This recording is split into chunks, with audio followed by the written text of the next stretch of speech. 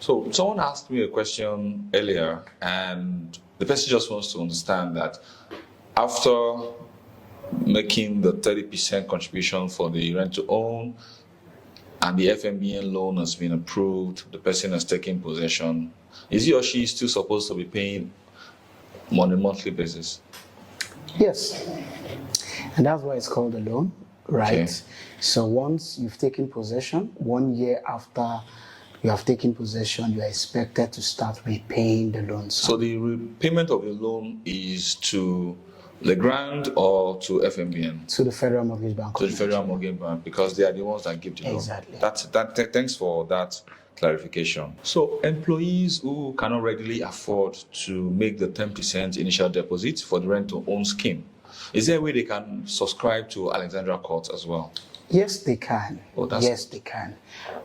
We set up what is called the RSA account.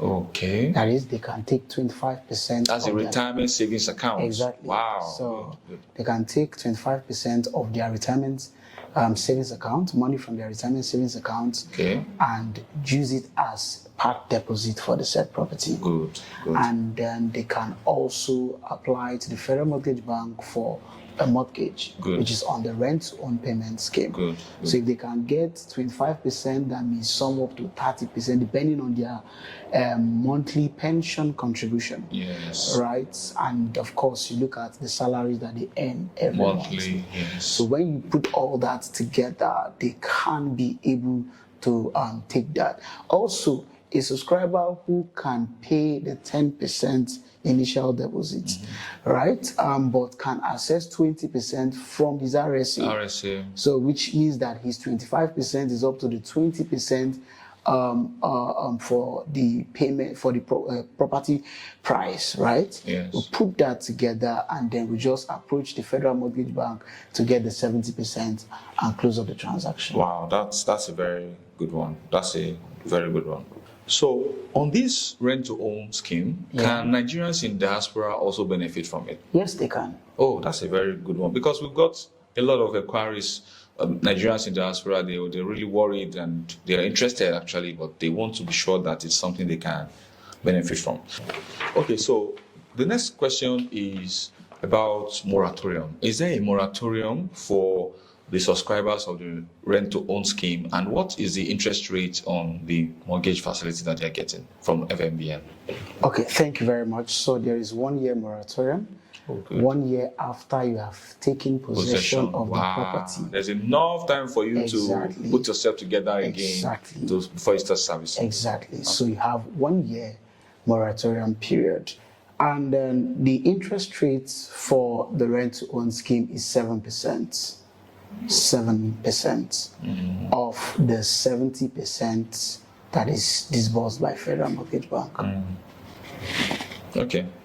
All right. So this question is very, very important, especially for those who are just hearing about the term rent to own for the first time. And you've mentioned in some of the answers that there's Federal Mortgage Bank and all of that, and there has to be a contribution.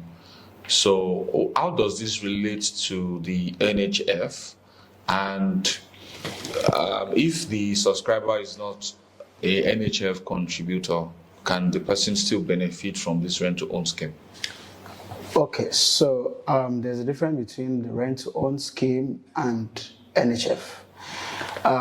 They are a bit intertwined, but there's a difference. And the difference is this. Number one is that for NHF, the interest rate is 6%. Okay. For the rent-to-own payment scheme, the interest rate is 7%. The duration for repayment is the same, which is 30 years. That is current age minus retirement age, right? So you have that. Also, part of the difference between the rent-to-own payment scheme and the NHF is that for NHF, Federal Mortgage Bank will disburse 15 million naira only, irrespective of the cost for the said property. So if the property is 50 million, for example, you can only get 15 million. So, but for rent to own, if the property in this case is 46 million for 3-bed and 36 million for 2-bed. Federal Mortgage Bank will give you 70% of the total purchase price, right? The 70% in this case is 32,200,000 if the person is purchasing 3-bed. If the person is purchasing 2-bed, what he will be getting is 25,200,000. The general rule about rent to own is that you can get up to 50 million naira. Right? That's the benchmark. That's the benchmark. That's the benchmark. So provided that you are contributing above 25,000 naira monthly, provided you are contributing above 25,000 naira NHF contribution monthly. But in this case, for us, in order for the subscriber to be safe, they peg it at a minimum of 30,000. Oh, that's good. For the NHF itself, if you are contributing 3,000, 4,000, 5,000 to 10,000 to 15,000 down to 25,000, what you can get is 15 million. Wow. That's a good clarification you've done. Now, there's something that someone asked me recently. The person is an entrepreneur that wants to key into this. Yeah. And you mentioned that for FMBN loan, the repayment period will be calculated based on your current age and minus your retirement age. So what is the benchmark for an entrepreneur? Because entrepreneurs, they do, of course, have retirement age. Well, stylishly they do. Because as a general rule, in Nigeria, retirement age is within 60 to 65. Okay. And there are some that they are looking at 70. 70. Okay. Right. So that's why I said, So that means that 30 years being the repayment period is the maximum repayment period. For entrepreneurs, some of them, they probably can afford to pay 500K monthly or 200K monthly, depending on how profitable their business is. Yeah. So it means they can even opt for a lesser repayment period, maybe 5 years, 10 years, 15 years, and so on. Yes, they can. Okay, that's good. So, but the maximum repayment period is 30 years. Yeah. Minus your current age, if it falls within the retirement age. Yeah. Okay. Thank you very much for that. Take it into the mortgage default and normal payment plan default. Okay. All right. So now, is there anything called default charges in this transaction for the mortgage, rent-to-own subscribers, and even for those who subscribe to the payment plan, the 12-month, 24-month payment plan? Is there anything like a default charge in case someone is not able to meet up with the payment plan that they indicated, at the point of subscription? Yes, there is. There is 5% default fee. That's for which one? That's for both 12 months and 12 months and the 24 months. Okay. There's 5% default fee, including the rent to own.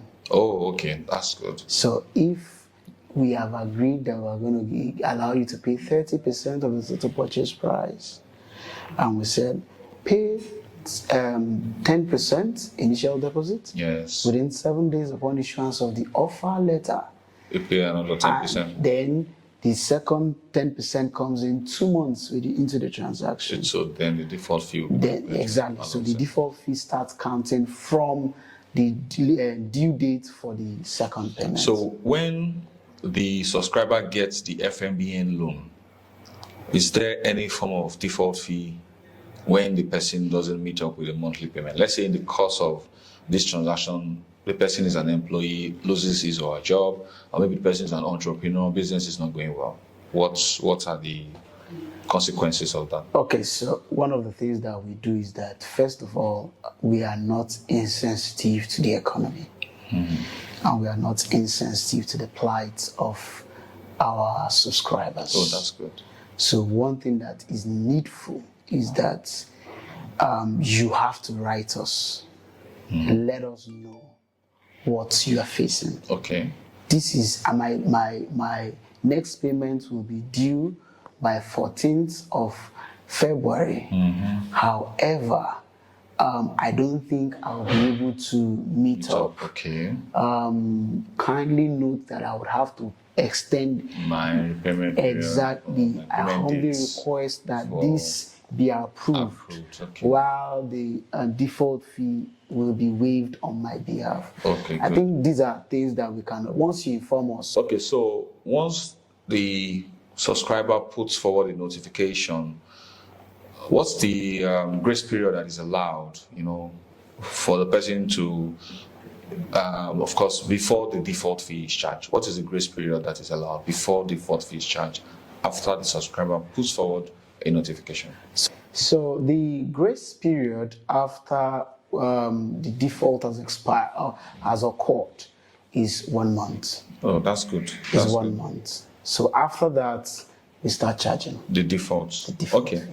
Right. So I would like to ask, who are the major partners for this project?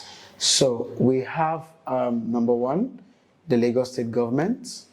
Number two, Legrande Properties Development Company Limited. We have Federal Mortgage Bank of Nigeria, and we also have Real Estate Connect. So still on these defaults, Okay. You had mentioned earlier that for those who subscribe to the rent to own, they would be able to take possession, after getting the 70% loan and making their own 30% contribution, which of course could happen even within a year, right? Yeah. So what happens when the person is already living in the apartment and then is not able to meet up with the monthly repayments? I would like to say what is the collateral for the said property. The collateral for the property is the unit that you are purchasing. And what it means is that the title documents for the said property will not be handed over to the subscriber until he has finished repaying the 70% loan sum plus the collateral plus the interest rates. Oh, that's good. So, Federal Mortgage Bank, before they officially approve the said loan, will issue an offer letter. In that offer letter, the terms and conditions for the said offer will be stated clearly in it. So, if default occurs in between, right? One thing that is there is that because it is still mortgage, the property can be repossessed from the said subscriber. Okay, that's a very good one.